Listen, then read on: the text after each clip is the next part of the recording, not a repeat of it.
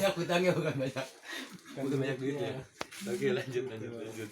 Ya, dulu saat-saat dimana saya itu berada di titik yang paling bawah. Di saat saya divonis penyakit epilepsi waktu itu Kak, ya masih ingat ya tuh. Terus Saya sampai dilarang oleh dokter itu jangan kepanasan, jangan kelaparan, jangan kedinginan, jangan kecapean. ya. Untung dokternya nggak bilang jangan hidup. Pokoknya serba dibatasi. Iya. Nah, saya juga harus konsumsi obat setiap hari. Iya lo bener, serius lo. Jadi beliau ini punya alarm handphone tiap hari, Khusus obat. ngingetin obat. Obat. Kita ngobrol kayak gini, tiba-tiba bunyi alarmnya waktu itu dulu ya. Bunyi minum obat. Bentar minum obat dulu. Minum obat dulu, lanjut. Ya Allah. Terus sampai juga waktu itu saya masih ingat banget tuh, Alex juga bilang, Wan itu tuh karena pikiran Wan. Awalnya saya nggak percaya, tapi terus kan Kak Alex ngasih tahu kayak gitu. Coba kamu sugestiin diri kamu. Gak usah minum obat lah. Gak usah minum obat, buang obatnya. Sampai saya masih ingat banget itu. Alarm bunyi saya matiin, diem. Alarm, jadi dia lagi santai, lagi jauh dari handphone. Terus si alarm tuh bunyi minum obat, terus saya hapus alarmnya. Angki keselinnya ya. Iya, nggak dikit-dikit obat.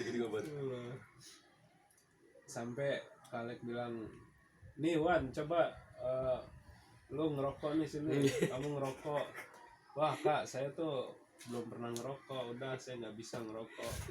Ada cara lain nggak?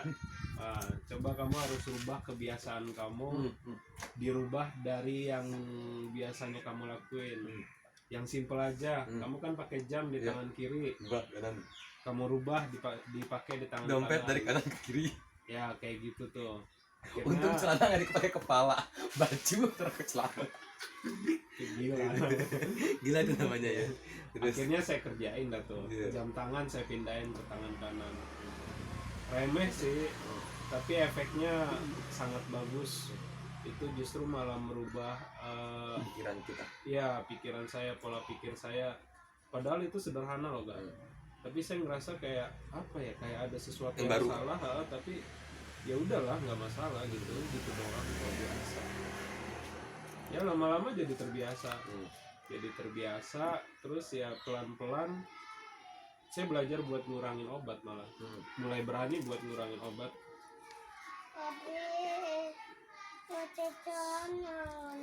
Mau jajanan, jadi kita stop dulu di sini ya. Ini pengen sambung. Anak saya kalau nggak dikasih pasti mengganggu terus. Ayo, buruan. Siapa namanya tuh Kang? Mana? Ashraf. Berapa tahun? Ya? Ada 4 tahun atau 3 tahun ya? 4 tahun kali. 4 tahun.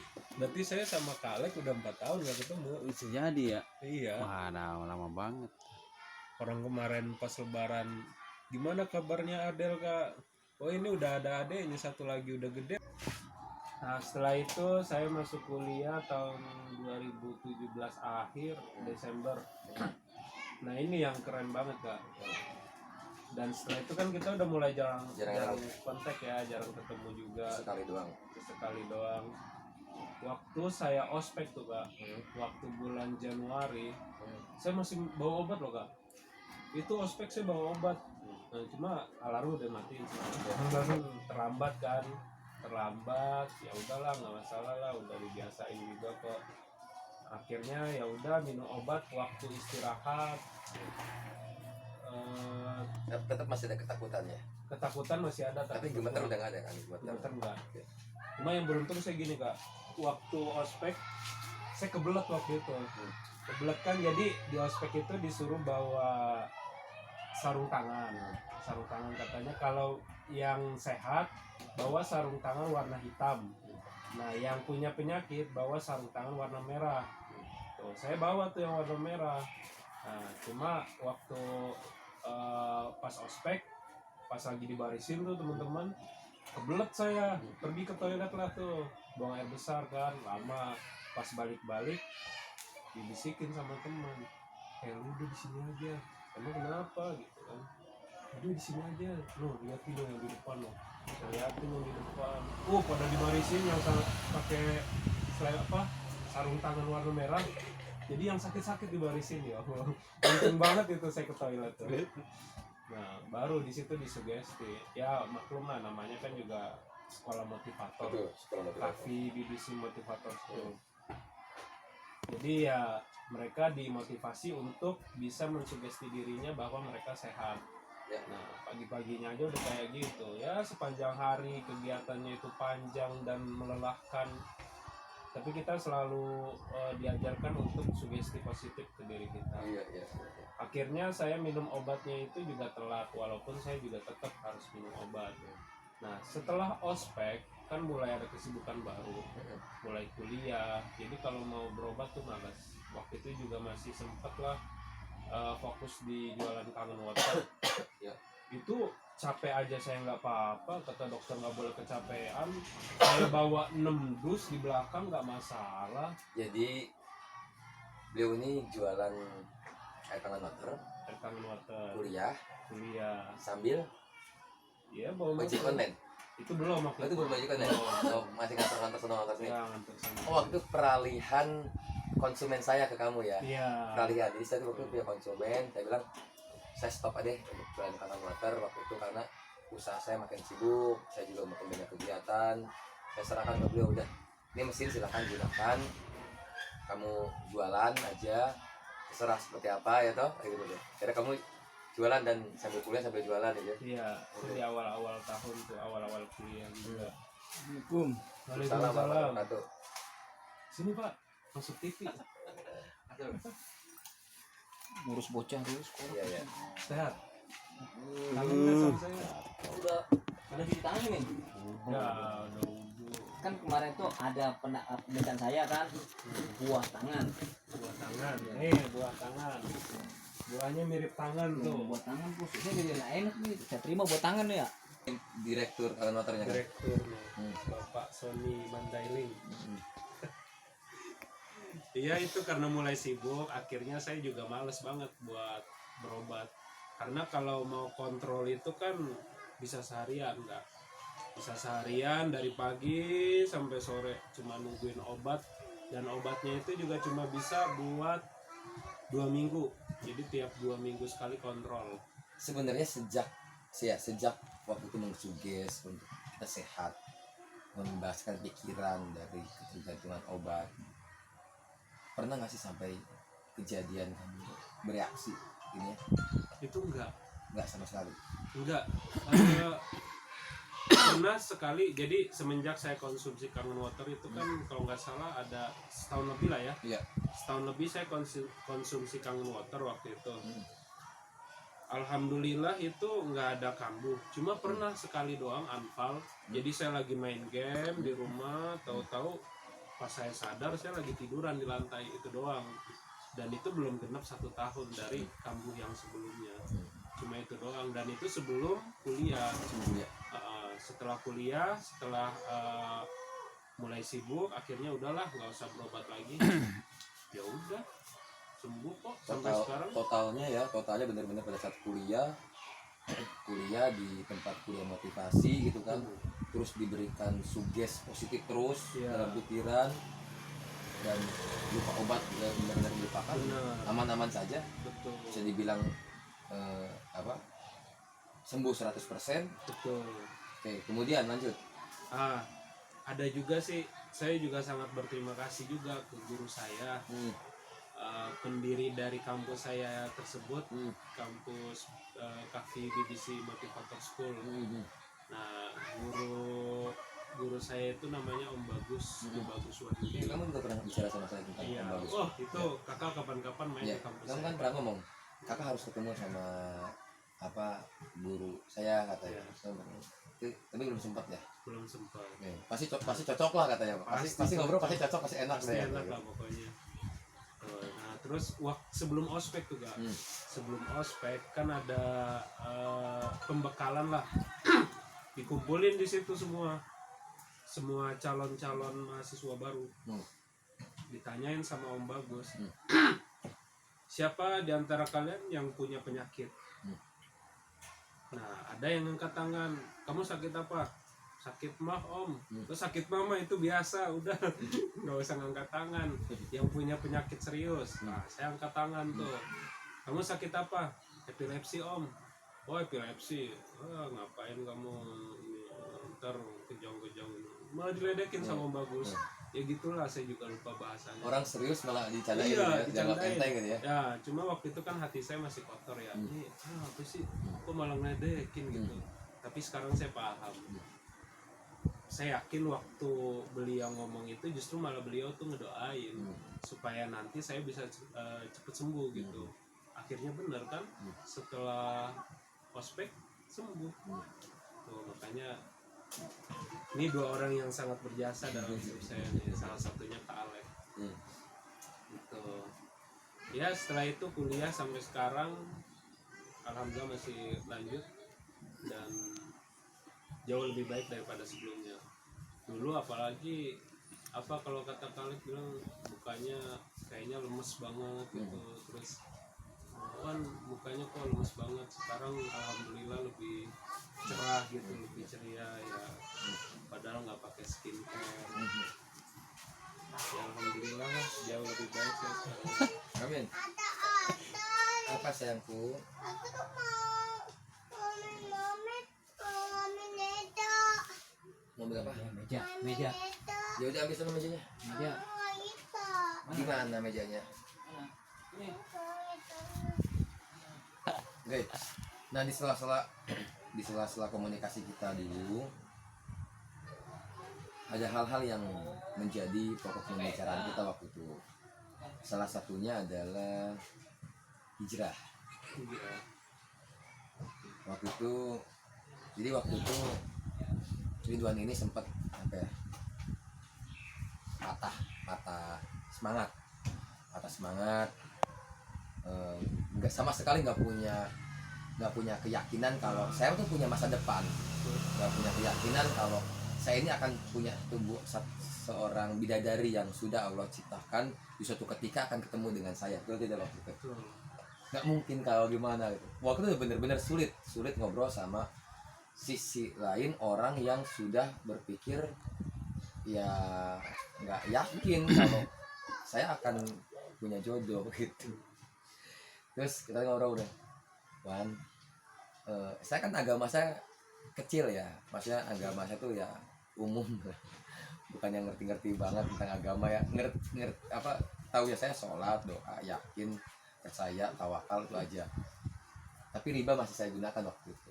Waktu saya curhat sama beliau terkait saya banyak melakukan riba ya dalam hal kepemilikan apa usaha apa kepemilikan aset lah, kepemilikan aset kendaraan lah. Saya pengen banget keluar, saya merasa kurang nyaman, hati saya nggak tenang, kehidupan saya dikejar terus dengan hal-hal. Berusaha dengan yakin kalau ini pasti akan berubah, cuma saya butuh orang yang dari sisi agama bisa memberi kanan. Ridwan ini secara apa ya, agama lurus lah maksudnya lurus ya. Nah dia ngasih keyakinan ke saya untuk ya udah kalau bisa dikurangin, ya kalau belum bisa sanggup kurangin gitu kan. Saya nggak ngurangin, saya malah beli mobil lagi, malah nambah terus nambahin dosa. Nah kalau dia itu saya bilang pada saat Allah menciptakan, Wan, waktu itu gue nggak tahu juga tuh dari mana tuh, maksudnya nggak tahu juga saya tuh dari mana ide saya harus ngomong kayak gitu ke kamu gitu. Allah menciptakan manusia itu sudah berpasangan, yang baik akan ketemu dengan baik. Masih SD kayak gitu. Jadi tugasnya dia itu antar jemput adiknya sekolah. Jadi ibunya melarang untuk kerja dan capek-capek, itu cukup antar jemput adiknya aja. Nah di sela-sela itu dia main ke kantor saya, kita ngobrol-ngobrol aja seputar itu, dan saya juga senang ngobrol kan. Terus yakinkan kalau kamu tuh ada bidadari yang sedang menunggu kamu, cantik, baik, senyumnya manis, keluarga baik-baik. Pokoknya sesuatu yang baik lah ya. Iya. Kamu harus bayangkan itu. Bahkan kalau tidak salah nih, saya tuh nyuruh kamu nulis satu buah kertas, ya Iya. bener gak sih? Saya nulis satu buah kertas pesan untuk si perempuan itu. Wah, cuma nggak tahu Kemana tuh surat itu ya? Tapi bener gak sih? Iya, Eh, ingat eh, saya. Jadi saya minta sama dia tuh buatkan surat kepada perempuan itu, nggak tahu di mana kan, buatkan surat ke perempuan itu dengan kata-kata yang baik. Tunggulah aku, gitu ya. Tunggulah aku akan sehat, akan baik, aku akan jadi orang yang sesuai dengan harapan dia gitu ya. Dia harapan saya, dia harapan saya harapan dia kan gitu. Disuruh nulis surat. Terus surat itu dibaca dan minta sama Allah, ya Allah sampaikan surat ini gitu, sampaikan surat ini ke perempuan tersebut. Nggak tahu kan, kita nggak tahu siapa dan di mana. Tapi waktu itu dilakukan nggak sih waktu itu? Iya, Dilakukan ya. dilakuin, Tapi nggak tahu suratnya di mana. Tapi kalau kamu dapat surat itu mantap banget itu. Iya benar. Mantap banget. Ini aku dulu pernah mengirimkan surat loh ini ke Allah gitu kan. Allah yang pasti menyampaikan surat itu dalam urusan Allah lah. Iya.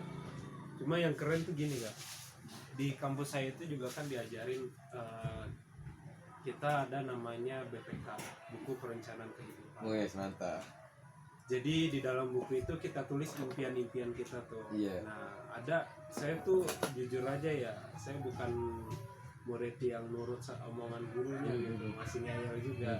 Jadi nggak banyak yang saya tulis di situ. Cuma ada beberapa yang saya tulis dan itu tercapai. Salah satunya. Ya saya nulis saya mau jadi anak yang berbakti, terus ya nurut sama orang tua, membantu dan segala macamnya ya tentang diri saya sendiri. Pada saat saya tulis itu saya belum dapetin itu semua, tapi sekarang alhamdulillah. Nah terus juga saya juga nulis di situ saya mau menikah di usia 27. Ini yang saya nyesel Kak. Kenapa saya tulis 27? Harusnya saya tulis 25 gitu kan ya. Saya tulis 27. Saya mau menikah di usia 27 dengan kriteria perempuan itu yang cantik, soleha, paham agama, penyayang, terus dan baik secara hartanya. iya kalau itu sih saya nggak terlalu mikirin ke harta sih, itu aja sih. Dan sekarang saya dapat yang kayak gitu. Oh iya, luar biasa. Nah saya ada lagi yang ditulis nih, cuma belum waktunya.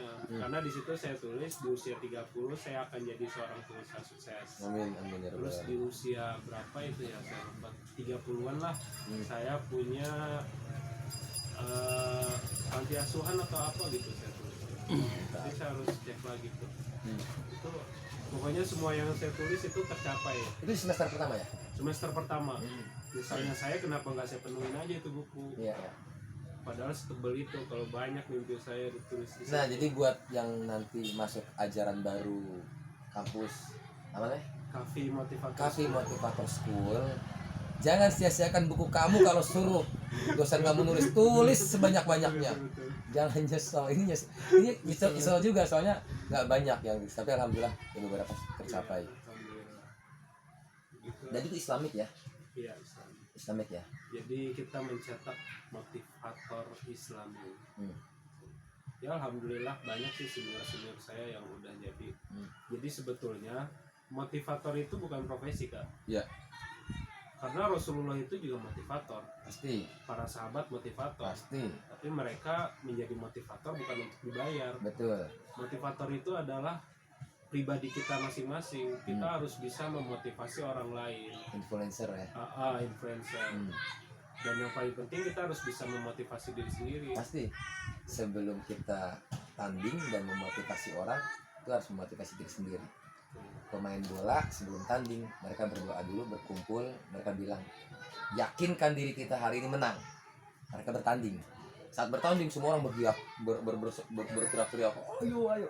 Artinya awalnya memotivasi dulu, kemudian dia bertanding, dan itu akan memotivasi semua orang. Kalau nggak memotivasi semua orang itu kursi itu kosong, males, nggak kebagian rasa. Ini kayaknya ilmu dari Miss Mary Riana masih ada ini. Iya. Tahun berapa itu Kak? 2015. Tuh. Saya juga kan pengen jadi kayak Kalek nih waktu itu nih, yang udah punya legalitas lah sebagai seorang motivator. Makanya saya pengen gitu sekolah di kampus motivator. Sampai Kembali lagi ke soal perempuan ya. Alhamdulillah bisa dibilang saya 75% sudah meninggalkan riba, belum 100% belum. Dalam proses, mohon doanya saja semoga cepatnya keluar dari riba. nah itu saya punya solusi. Nggak gampang Mbak. Nanti saya ceritain di akhir. Boleh nanti jangan lupa di akhir nih akan dapat ilmu lagi nih. Jadi saya memotivasi beliau untuk obat, terus meyakini diri kalau punya penyakit yang sulit sembuh. Bahkan ada yang bilang jarang orang sembuh, dan ujung-ujungnya orang yang punya penyakit seperti itu tuh masa depannya terpuruk. Terus ngapain gitu loh orang. Waktu saya pernah ngomong kalau nggak salah, kamu ya cukup apa yang bisa kamu lakukan, kok kamu nggak kekurangan makan. Ibu masih kerja kan, waktu itu kan sempat saya juga ibu kerja lagi juga jualan. Saya sempat main juga ke tempat jualan ibunya di Istiqlal. Terus akhirnya ada obrolan udah nggak boleh jualan lagi, terus tiba-tiba jualan lagi gitu kan. Memang ya kehidupan jualan seperti itu. Terus saya sempat main ke rumahnya dia. Rumahnya dia itu kecil, sempit. Saya nggak yakin waktu itu apakah dia bisa ngumpulin banyak orang untuk presentasi Kangen Water, jualan segitu seluasnya, mempengaruhi orang untuk yakinkan diri apapun penyakitnya, media dengan Kangen Water bisa sembuh kan gitu. Di Kangen Water media itu. Dan kamu tuh ngumpulin orang itu di masjid ya? Terutama di rumah. Di rumah. Di masjid itu saya sendiri. Di masjid sendiri kan. Jadi dia bawa air setiap hari, kasih kirim-kirim ke orang. Terus sempat saya kasih urusin satu sekolah dan minta disuplai terus. Jadi kantor satu becek air mulu. Jadi kita mengejar bisnis basah. Bisnis basah kita tuh bener-bener bisnis basah. Sampai nggak jarang saya minta bantuan dia untuk, Wan tolong ambilin botol di toko Lukman, Wan ambilin botol ya. Dan pernah kejadian saya presentasi di rumah dia untuk meyakinkan seluruh keluarganya dia kalau Kangen Water itu bisnis bagus gitu kan. Karena kalau kita berbicara masalah soal kesehatan, jangankan orang lain, kita jualan kesehatan. Saya masih ngerokok, gimana mau sehat katanya orang, saya masih ngerokok kan. Nah akhirnya pembelaan saya tuh Kangen Water itu bisnis, jual Kangen Water itu bisnis. Modal cuma botol air masukin ke mesin, diolah oleh mesin, keluarlah air yang punya beberapa manfaatnya. Jadi bilang ya keajaiban lah, karena kadang-kadang nggak masuk logika. Saya masih ingat ya. Hah? Mikroplaster, antioksidan, pH-nya tinggi. Ya Belum. sulit melupakan itu karena memang udah menjadi Datang perjalanan hidup ya. Jadi kalau ditanya nanti kalau udah tua, bapakmu nih pernah jualan air sana sini. Ya intinya dari pembicaraan saya ngobrol dengan kesaksian langsung. Ini apa nih? Ini mau jualan Kangen Water lagi? Enggak. Cita-cita, harapan, keyakinan. Cita-cita, harapan, keyakinan, doa. Terus kemudian orang tua. Dan tetap berusaha menjadi orang yang baik. Itu akan terbukti bukan langsung, tapi nanti. Apa yang kita lakukan itu 2 tahun lebih yang lalu sekarang kejadian. Insya Allah beliau mau menikah, dengan perempuan yang Allah kirimkan. Pasti itu. Karena bisa bayangkan dia nggak nyari-nyari ya. Boleh tuh nambah. Nyari. Tapi kan si perempuan ini nggak nyari-nyari gitu. Iya, enggak. Dengan Pokoknya sendirinya tiba-tiba nggak ada sangkutannya gitu. nggak ada sambutan ya, nggak ada kamu kenalan, hei Iya. perempuan, hei. Cuma apa ya, belum ada sebulan lah kenal sama dia. Hmm. Ya, tahu-tahu sekarang udah mau nikah, alhamdulillah. Dan dikenalkannya itu cuma sama temen ya, Ya. cuma ya, temen telepon. Jadi waktu itu temen nih udah lama nih nggak ketemu juga. Dia kan abis nikah keluar lah dari kampus. Ya. Jadi teman satu kampus. Hmm. Nah, ngobrol sama dia tuh, bang, si itu katanya mau nikah bulan Agustus. Ente kapan? Wah, belum ada jodohnya nih, belum ketemu jodohnya. Oh gitu, udah mainlah ke rumah, katanya mau main dari kemarin bilang mau main. Ya ntar deh, gampang deh. Emang kenapa Cak? Ini di rumah nih ada 3 nih perawan. Suruh milih loh ya. Satu aja belum tentu kuat, suruh 3. Terus datang ke rumahnya. Datang ke rumahnya. Ya udah, sampai ditunjuk tuh, lu mau yang mana yang itu. Nah setelah saya pilih, itu saya datang dari menjelang zuhur lah, itu ngobrol-ngobrol sama si Encep itu teman saya. Nah setelah sholat zuhur saya pengen ngobrol sama perempuan yang saya pilih itu, nggak keluar dia. Keluar. Saya tungguin sampai asar, ternyata dia ngurung diri di kamar. Malu katanya. Malu, kenapa? Soalnya saya ini berondong buat dia, karena dia usianya kan udah 34. Cuma dari face-nya itu yang membuat saya tertarik. Nah terus saya stalking kan, tanya ke teman saya tuh, Cep minta fotonya dong. Dikasih. Nggak minta nomor handphone enggak? Enggak. Oh enggak. Kan kita cari. Wih SRI mantap. Dikasih fotonya. Wih cakep ini mah lebih cakep daripada yang tadi saya lihat secara langsung gitu kan. Pas dilihat di bawahnya, ini foto tahun 2011. Wah, ini foto 9 tahun yang lalu. Salah kali ya, cari-cari ada foto 2015 yang baru nggak ada karena dia kan udah hijrah nih, udah anak pengajian lah. Gitu. Nah terus dikasih foto lagi tuh Kak. Fotonya bareng-bareng sama 2 orang yang tadi yang saya disuruh pilih juga. Jadi lagi rame-rame, pas saya lihat, wah ini kayak ibu-ibu, ragu saya kan di situ. Udah usianya beda 6 tahun di atas saya kan, bukannya kayak ibu-ibu gitu. Cuma saya yang bikin tertarik itu katanya dia paham agama lah, memang sering ikut pengajian juga. Gitu. Akhirnya saya juga minta pendapat sama temen, sama ya beberapa temen yang saya bisa percaya, dan ada juga yang udah menikah gitu. Katanya kalau usia itu nggak masalah, justru yang paling penting itu agama. Nah, Rasulullah juga dengan usia 40 tahun sih. betul, Rasul. Nah itu juga jadi salah satu patokan saya. Rasulullah sama Siti Khadijah aja bedanya 15 tahun dan langgeng malah. Langgeng Banget itu. ya. Betul. Nah akhirnya ya udah, saya putuskan Bismillah lanjut. Nah selang 1 minggu saya main lagi ke sana. Baru ketemu secara langsung. Masya Allah. Tapi Cecep udah nyampein ke si perempuan tuh. Udah akhirnya temu tuh. Namanya Sabrina. Ya, Sabrina jangan lupa like and share video ini. Sabrina ayahnya ibunya tuh. Wah, saya ketemu ada tuh. Saya bawa saudara saya karena mereka orang Padang kan. Saya kan lahir di Jakarta. Walaupun saya orang Padang, saya nggak bisa bahasa Padang. Kalau orang ngomong saya paham, cuma kalau ngucapin aja nggak bisa. Sakito.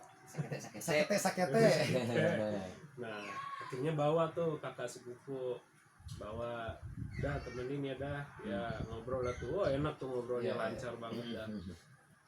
Ya ngobrolnya setelah panjang lebar ngobrol, akhirnya kita pulang. Saya sama saudara saya udah Doni pulang ke rumah. Di perjalanan saya dapat pesan, saya baca, alhamdulillah diterima.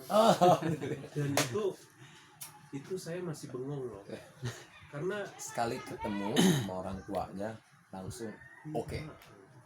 karena gini gak, dulu saya tuh nggak kepikiran loh bakal nikah di masa-masa saya yang lagi down dan apa ya, nggak jelas gitu masa depan saya kayak apa Bahkan gitu kan. teman-teman juga takut ngajak kamu ke acara segala macam, takut ngajak Ridwan itu kan, Iya. takut goyang di acara kan tuh. repot.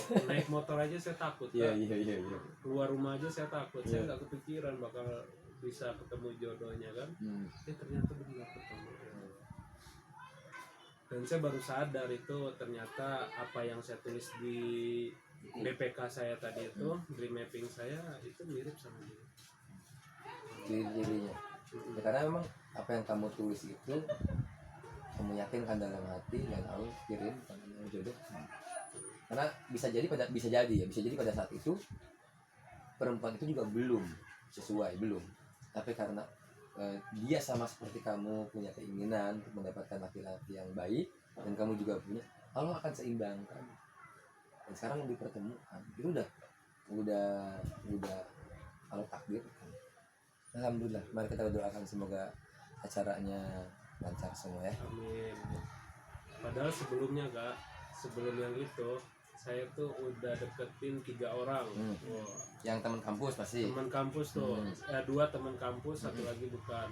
Yang pertama saya udah deketin dari saya semester 1, udah ngincer dia. Saya ikhtiarin terus sampai dengan tahun ini. Saya deketin terus, awalnya agak sulit karena dia kekeh gitu, pengen nuntasin kuliahnya dulu. Dia udah keluar dari kampus saya dan lanjut lagi di kampus UIN. Waktu itu kan dapat beasiswa dia, jadi dia mau nyelesain itu dulu. Nah, cuma saya masih deketin terus, masih yakinin dia. Awalnya dia sempet tuh yakin, ya udah Bismillah saya lanjutkan. Setelah dananya udah ada, saya bilang ke dia, saya sampein, dia berubah pikiran lagi, katanya, maaf ya bang, aku mau nyelesain kuliah dulu. Ini pacaran atau ngajak nikah? Dibilang pacaran sih enggak, ya pacaran syariah kan. Enggak, soalnya kita nggak ada kesepakatan kita jadian gitu. Terus jalan-jalan itu juga jarang banget. Kalau jalan paling ke rumah pamannya, itu juga jarang banget. Itu ya yang diseriusin udah lama-lama nggak jadi juga ujung-ujungnya. Nah, waktu lagi frustasinya itu sempet juga terpikirkan satu orang juga. Akhirnya saking pengen keluar dari zona-zona gelap itu, di saat kita lagi down gitu, supaya saya nggak frustasi, saya memaksakan diri, saya nembak yang lain. Wah, pelampiasan. Iya. Tapi pelampiasan yang positif, karena memang saya ada rasa juga sama dia. Dan setelah saya sampein, dia bilang tunggu dulu ya, nanti dikabarin jawabannya. Ini buat perempuan tuh nggak boleh kayak gitu. Jadi kalau seandainya memang udah enggak, jangan tunggu dulu ya. Enggak aja apa-apa, jadi jangan membuang waktu. Iya benar. Akhirnya ya udah nggak jadi juga. Juga. Terus ada juga satu orang Tasik. Makanya waktu itu tuh saya kepikiran, nih Pisang. mau Cobain dong pisang. ke rumah Kalek nih, Udah ngopi belum nih? Udah. Cobain. Saya juga dapat. ke rumah Kalek Oh, nih. untuk nanya orang pasti gitu ya. Iya gitu. Nyari tahu rumahnya gitu. Heeh. Ini rumahnya di Mangunjaya Kak. Oh, mana ya? Heeh. Wah, saya tertarik soalnya dia tuh Udah, secara agama dia bagus. Ya. Buahnya apa aja Bagus boleh. dan apa ya, kriteria saya rasa ada di dia. Tapi kita belum pernah ketemu. Baru kalau dia ngelihat muka saya juga paling dari DP WhatsApp. Dan Oh, ini saya, sebenarnya kamu nembak seseorang yang tidak pernah kamu ketemu. iya, Luar biasa waktu itu frustasinya. saking pengen segera nikah Kak. Iya. Karena gini Kak, ada alasannya kenapa saya tuh pengen banget nikah.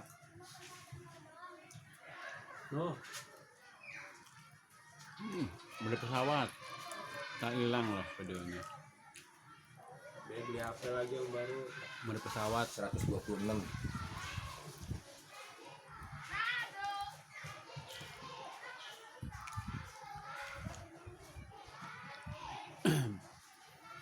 mau pesawat dulu.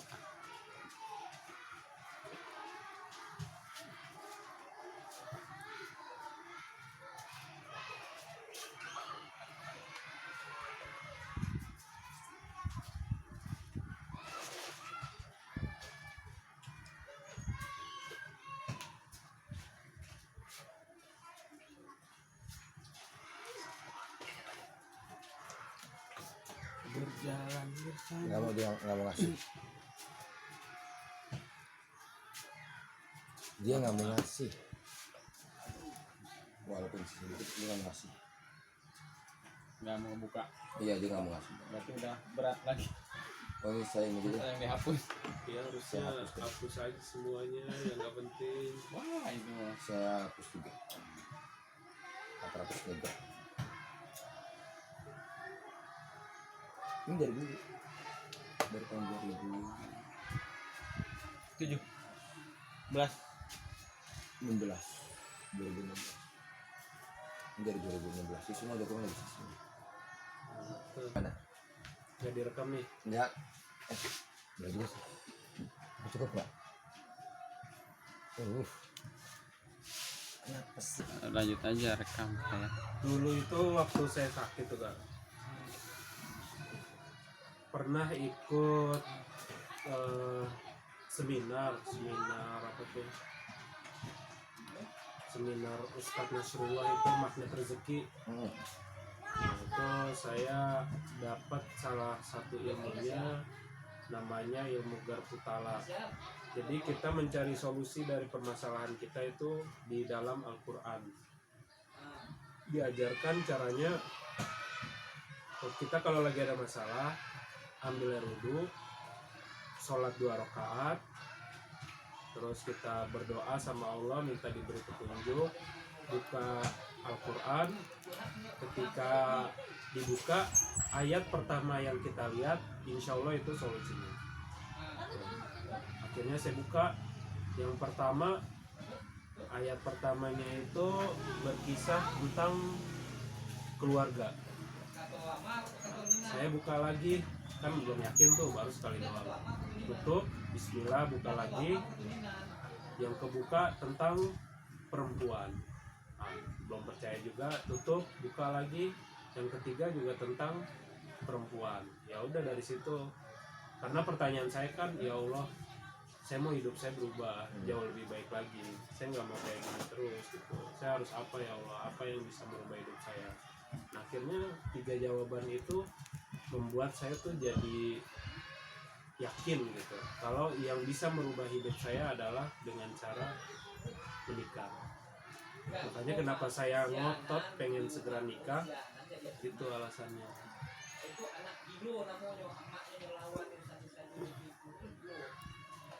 Pada saat itu. Ya sampai sekarang itu juga masih saya pegang. Karena memang seperti itu juga kan yang diajarkan oleh Allah dan Rasulnya. Nikahlah. Tuh, Nikahlah. yang miskin akan dikasih harta supaya cukup, ditambah rezekinya. Nikahlah. Saya Engkau akan dicukupkan tahun. Nah, ditambah lagi di kampus saya itu Om Bagus itu nggak pernah capek nyuruh murid-muridnya nikah. Herannya saya, jadi tiap kuliah itu dicekokinnya itu nikah kalian. Pokoknya ledekan, bahasa-bahasa ledekan, bahasa-bahasa langsung itu semuanya keluar. Nikah kalian, gini nikah. Wah, bisa sampai muntah kali dengerin gitu. Ya udah kenyang sama omongan Om Bagus. Ya udah gitu. Tadinya saya tuh kepikiran gini, ya udahlah kalau sama yang kemarin gak jadi, minta tolong aja sama Om Bagus cariin di kampus junior banyak gitu kan. Saya kepikiran gitu Kak. Qadarullah pandemi, kampus gak buka, itu bingung, makin stres saya tuh Kak. Beneran makin stres. Akhirnya ternyata Allah ngasih jalan dari hal yang gak pernah kepikiran sama saya. Gak pernah saya tuh kepikiran bakal ketemu teman lama, terus bakal dijodohin sama saudara istrinya. Itu nggak pernah kepikiran. Ya Allah udah ini pengalaman saya. Allah tidak akan ikut campur jika seseorang belum pasrah, dan belum Allah saya ridho Tuh. melepas seluruh keinginan, cara, pikiran kita. Allah cuma bilang, kamu dengan cara yang baik Allah coba diem. Kamu dengan cara yang salah, ada dua cara. Allah makin salahkan, atau Allah kembalikan dia ke jalan yang benar. Tapi selama kamu benar, kamu Allah diem aja dulu. Tapi Allah sebenarnya udah punya nih. Diem dulu aja. Kamu masih mau nyari sendiri, ya sudah. Saya pernah cerita sama kamu. Bagaimana seorang seorang ayah akan memberikan baju keinginannya, baju koko keinginan seorang anak ini ingin baju baik kok, ingin baju koko yang bersih wangi. Kalau tahu, tapi dia masih berusaha untuk mencari, sudah diam dulu aja. Kalau udah pegang ke baju itu, dibiarin. Setelah aku udah berusaha, udah dengan mudah nih, kamu juga pandemi selesai, usaha kamu selesai kan? Udah, jadi kamu udah nggak punya usaha lagi, nggak berusaha lagi untuk mencari menjadi laki-laki tangguh kemana-mana gitu ya di pandemi. Ya, karena kamu orang baik, karena Allah melihat perjuanganmu. Ini telepon, semudah itu gitu kan? Ya, kita akan mengetahui setelah kita tahu. Kita nggak bakal mengetahui sebelum kejadian. Semua pelajaran. Nah, sekarang semoga makin kuat kita keyakinan kita kepada apa yang kita yakini, yaitu Islam, agama Allah. Saat ini harus berdoa dan berusaha. Yang terakhir, berdoa sudah, berusaha sudah. Jangan berusaha terus. Tahap yang ketiga lakukan. Diem, pasrah. Ya Allah, saya sudah berdoa, saya sudah berusaha. Diem, udah. Kan udah berusaha. Tapi kan pandemi selesai. Bagus juga, tapi harus terima kasih juga sama pandemi. Corona. Iya. Dan saya juga nanya sama calon saya itu, ternyata dia pun juga melakukan hal yang sama. Sebelumnya dia udah bawa beberapa calon ke orang tuanya, tapi selalu nggak cocok, selalu ditolak sama orang tuanya. Giliran orang tuanya yang milihin, dianya yang nolak gitu. Nah, terus akhirnya dia pasrah, baru deh ketemu saya. Ya gitu memang, makanya saya berpikir kalau saya pasrahnya udah dari kemarin mungkin lebih cepet kali ya. Iya. Tapi ya ini skenario-nya Allah. Skenario Allah. Supaya kita dapat pelajaran. Betul. Saat kamu berusaha kesana kesini, itu udah skenario-nya Allah juga. Cuma tinggal kita meyakini saja. Ya nggak ada yang sia-sia sih. Enggak ada yang sia-sia. Karena walaupun sama yang kemarin itu nggak jadi, itu jadi salah satu sebab saya tuh jadi berubah jadi lebih baik. Ya. Karena saya jadi memikirkan masa depan saya. Saya kan mikirin, ini mau nikah nih sama yang ini, yang kemarin nggak jadi. Mau nikah nih sama dia nih, nanti gimana ya masa depannya ya? Wah, harus lebih serius lagi, harus semangat kerja lagi, bla bla bla bla. Harus baik hubungannya sama orang tua. Banyak hal yang saya perbaiki setelah itu. Ujung-ujungnya nggak jadi. Tapi kan udah Usahanya, dapat. iya. Memperbaiki ke orang tuanya udah dapet semuanya. Lebih semangat kerjanya, ya banyak lah. Jadi kalau kata teman saya, pernah ngisi motivasi di kelas. Jadi kalau setiap kita mau kuliah tuh ada ngisi motivasi kak dari mahasiswa di kelas itu. Pernah teman saya ngisi motivasi, katanya gini, terkadang kita itu dipertemukan oleh seseorang itu bukan supaya kita berjodoh sama dia, tapi supaya kita itu bisa dapat manfaat dari dia. Simple, tapi itu ngena banget. Supaya lebih siap bertemu dengan yang lebih baik. Ya kita tuh ngarep-ngarep, wah ini jodoh saya, wah ini rekan bisnis saya, wah saya bisa dapat untung besar nih kalau sama dia. Ternyata nggak sesuai dengan apa yang kita inginkan. Tapi ada pelajaran di balik itu semua. Ya banyak lah contohnya. Misalnya kan kayak orang si A ketemu si B, dia kira bisa bisnis bareng sama dia, bisa dapat keuntungan besar. Ternyata misalnya ditipu gitu. Sebetulnya ada pelajaran di balik itu. Walaupun keinginannya itu nggak tercapai, bisnisnya untungnya itu nggak tercapai, tapi ada pelajaran yang bisa diambil di situ. Nah itu juga jadi salah satu yang membuat saya tuh jadi cepat buat bangkit lagi. Saya tuh nggak gampang down kemarin tuh. Makanya saya bilang setelah sama yang itu ya gagal lah, saya langsung nembak yang lain. Saya nggak mau terpuruk lama-lama gitu. Tapi karena kamu masih dinilai Allah baik, maka diputuskan itu. Kalau kamunya punya modalnya kotor, saya jadi Oke. jadi seperti itu kan ya.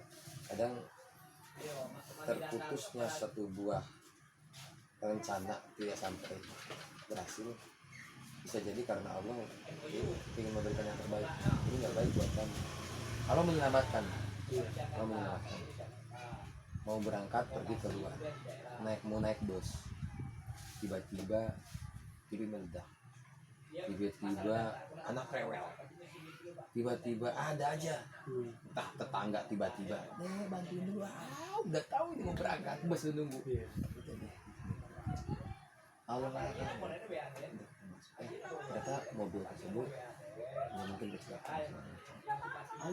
Cuma kadang-kadang di kita, terutama di pedalaman, jatuhnya dijatuhkan mitos. Jatuhnya adalah Iya. apa namanya, tanda atau tanda. Oh, itu harus percaya sama tanda-tanda, bukan tanda, bukan percaya sama tanda ya, tapi percaya sama Allah. Allah larang kita untuk masuk ke jalan itu gitu, ke kehidupan itu gitu. Karena kehidupan itu buntu, kehidupan itu jatuh gitu. Allah belokin kita ke jalan yang lain. Karena Allah kan bisa tahu masa depan. Betul. Kita nggak tahu masa Allah tahu masa depan. Tapi kita lihat dulu diri kita dulu nih. Lah kalau diri kitanya jelek, buruk, bisa jadi awalnya harusnya jalannya langgeng gitu. Ntar dulu lu nggak masuk kualifikasi, belok begini kah? Lu tau aja nginjek naik kucing.